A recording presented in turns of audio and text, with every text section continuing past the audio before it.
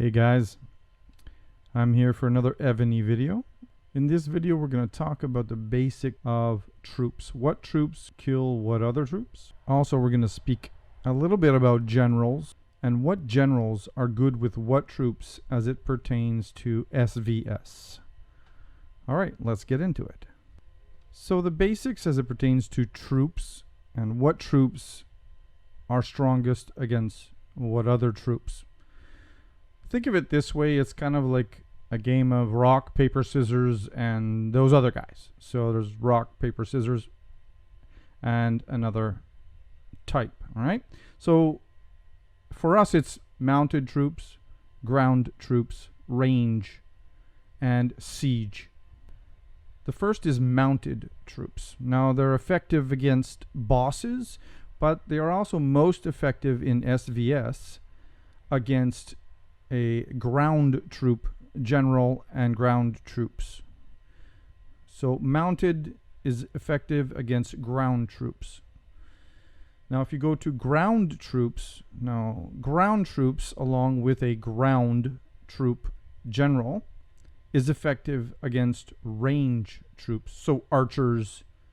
Now range troops, okay, along again, they has to be accompanied by a range troop general, are effective against mounted troops. This is very important, and we'll touch base on this a little bit later. And finally, siege troops. Now siege, they're typically weaker against all of these. All of the mounted, ground, range are all more powerful, but siege, albeit being weaker, is incredibly important when you get to a certain level and you begin layering your attacks. Again, layering, we'll get into this a little bit later. So a quick note, beginners are always taught to concentrate on mounted, so they can kill bosses, they can gain rewards, and they can grow faster. Even myself, I was taught that, and I have passed that on to people in my own alliance as well. And that is good. It is good to get you to grow, but once you reach a certain level, you're going to need to concentrate on other types of troops. Range to start with, and then ground and siege as you grow larger. Ground and siege, you can start worrying about that probably when you get to keep level 30 or more. So if you're under 30, don't worry about ground and siege right now. Mounted and range are most important. Now, knowing that all or most beginners are taught to train mounted and as many as possible, this can give you a potential advantage in player versus player, or PvP, or SVS if you will, if you start training T11 archers as soon as possible and often, and have at least one ranged centric general. Generals. Let's take a quick look at generals, how to read their portraits, as they call it, and how to know what they're good for. It's actually quite simple. You come into here, you choose any general. Takeda Shinjin. Now, we look. So the first thing you want to look at is this special skill he will always have. You have nothing to do, it just comes with him. So in this case, increases ground troops and mounted troops attack by 20% when general is leading the army. Now 20% is a good amount. So ground troops and mounted troops, this is something you may use for a ground troop general or a mounted troop general, depending on what other generals you have. So then you come over here and you look at what are his specialty skills. Mounted troop attack by 10%, mounted troop HP 10% as well. Ground troop and mounted troop attack by 10%. All troops attack 6%. And ground troop and mounted troop attack 16 and 10. So this is a very good general for layering. When you're attacking and you're layering, you're using different types of troops and different levels of troops. So as you can see, this is good for ground troops and mounted troops. Okay, let's take a look at another general. Doesn't really matter which one. Let's take a look at Peter the Great. Increases ground troop HP by 35% when general is leading the army. Now HP is very good to have, and 35% is a high amount. But don't forget, this is not increasing the attack by 35%. Very important to note. Here, ground troop attack, ground troop defense.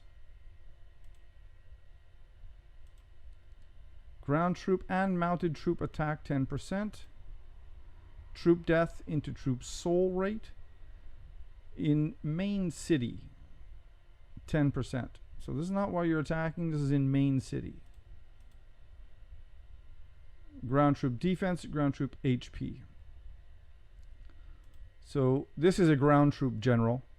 I wouldn't say he's the best, because a ground troop general should have a high attack and not necessarily a high HP. Okay, let's take a look at Alexander the Great. A lot of players end up having him. So his main special skill increases march speed by 35% when general is leading the army. That's pretty good. Ground troop attack, ground troop defense.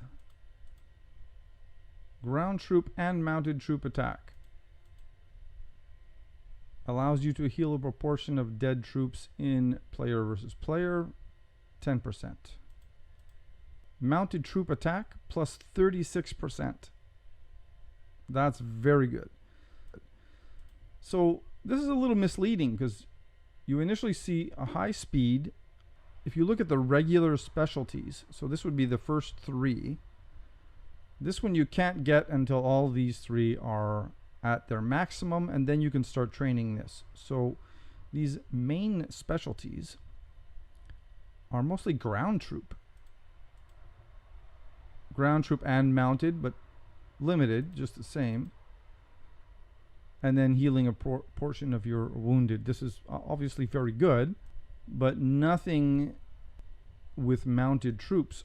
Only when you get to the final specialty is where you'll see all this mounted troop attack. This is interesting to see, because when you're building him, most people build him for mounted troop attack and use it to kill bosses. Hence the speed being very useful. But when you get into the specialties, you notice that it's only about ground troop. Very limited mounted troop. And this is the reason you need to go into the portrait of each general and look at all of this information, so you have all the information to know what this general is good for. Now we've looked at a few generals that are good for attacks. Okay, we'll quickly look at a few generals that are not good for attacks, but good for other things potentially. As an example, Empress Wu. You'll notice right away it says increases the construction speed by 75% in subordinate city when general is the mayor. For building a subordinate city as fast as possible, she is an awesome general. Now, if you choose to upgrade any of these specialties, take a quick look. Ranged troop HP, ranged troop defense. Increases gold production in subordinate city, 36%. Increases construction speed in subordinate city by 36%. So that, let's not forget, already increased by 75% construction speed. And this particular specialty also increases another 36% on top of that. So construction speed can be very fast compared to any other general. And of course, the final main specialty increases troop capacity in the subordinate city by 36%. So that could be very useful preparing this subordinate city for an attack general. And of course, the last and not least, increases gold production speed in subordinate city by a whopping 80%. So if you look at Wu's special skill and all her specialties, you can clearly see that it's definitely worth it to get her to level 25 so that you can start adding these specialties. Once you've done that, the subordinate city that she is mayor of will grow very fast compared to other generals. Now that's one type of general that is good for a subordinate city. That is good for the city to grow fast. Once your subordinate city has grown to a specific power and can now be used in attacks effectively, when your subordinate city is big enough, you're going to want to choose a general that is debuff specific. Now, what do I mean by debuffs here? This is a good attack general for a subordinate city, Andrew Jackson. So his special skill reduces enemy ranged troops attack by 20% and mounted troops HP by 20% when general is leading the army. So these are called debuffs. These aren't powers that are buffs that are given to the general, but these are debuffs against the attacking general and attacking troops. If we go into here, we'll see some ranged troop attack, ranged troop HP. This is pretty much standard for most generals, or have some sort of attack on the first specialty. Now the second, you can see enemy troop attack minus 10%. This is a debuff. When a troop is attacking you, it gives them 10% less power. Enemy wounded into death when attacking, plus 10%. That means 10% of the troop who was wounded will now be killed. Again, a debuff. And the main specialty here, enemy ranged troop attack minus 30%. And also allows you to heal a proportion of dead troops in player versus player by 6%. So all of these debuffs make this general an exceptional subordinate city general for attacking. Not for building, but for attacking. So you have two types. Let's go over them. First type, for building. Increases construction speed, troop capacity, etc. And the second type,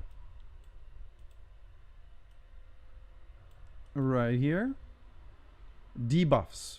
These are amazing for attacking during SVS, etc. But only once your city is built and powerful. You're not going to put this general as a mayor of a small city. You want to build that city first. So you get a general that allows you to build your city. Once your city is built and strong, then by that time, hopefully you'll have a good debuff general.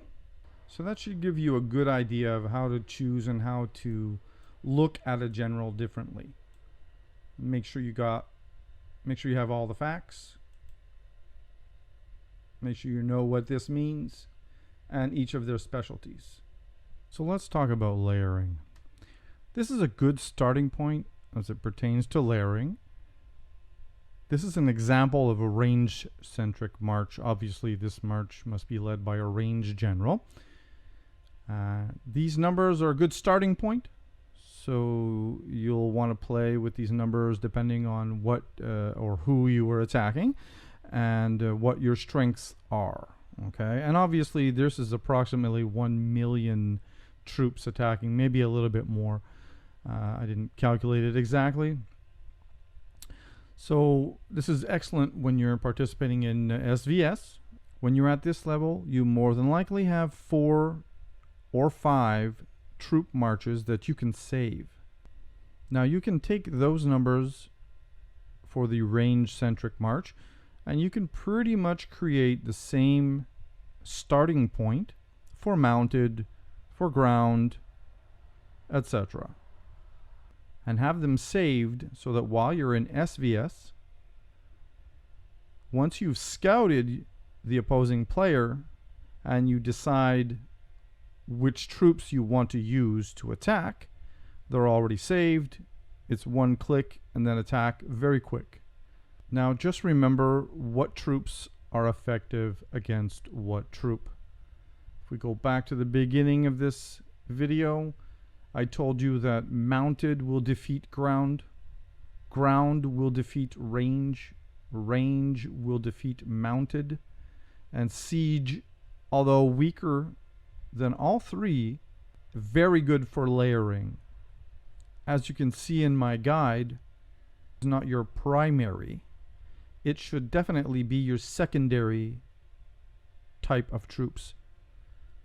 As an example, again, when we see ranged and we see the highest amount of ranged, you'll notice that mounted and ground are approximately the same, not a lot.